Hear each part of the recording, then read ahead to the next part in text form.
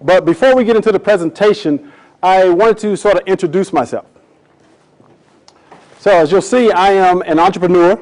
I am the CEO of Creation Publishing Group, which is a company that develops programs and products targeted specifically to empowering men to reach their full potential. I was living the American dream. I had the house, the wife, the 2.5 kids, and all of that. As we would say, I had it going on, right? But within about 6 years, I watched that dream turn into a nightmare as I went through a divorce, bankruptcy, foreclosure, lost it all, lost everything. So there I am, bankrupt and alone and deeply depressed, trying to figure out what had happened. Because I had played by society's rules. I had did everything they said I was supposed to do as a man to be successful, but yet my life was in total chaos. So what was I going to do? So late one night, probably the darkest period of my life, as a matter of fact, I remember sitting up and I was contemplating suicide. That's how bad it was. But then I received a miracle. And this miracle came to me in the form of a question.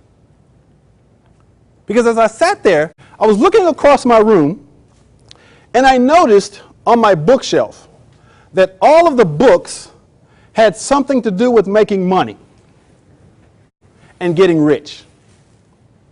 And as I looked at those books, this question just popped in my head.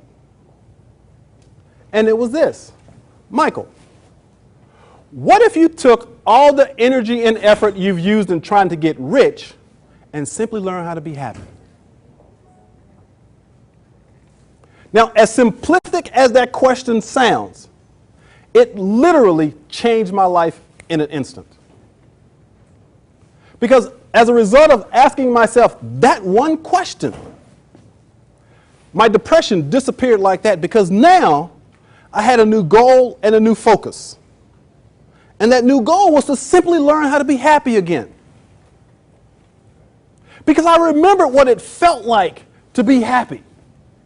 How many of you remember when you were kids and you were just playful and life was fun? You remember that time? Well, see, I remembered what that felt like, so I wanted to bring that back.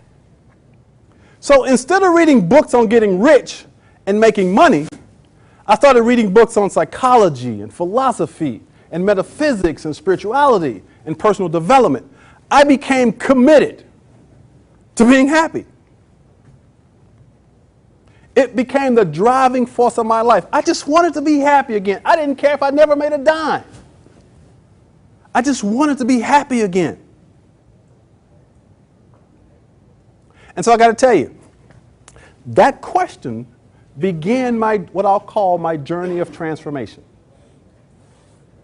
That one question. Because for the first time, I had to stop looking outside of me.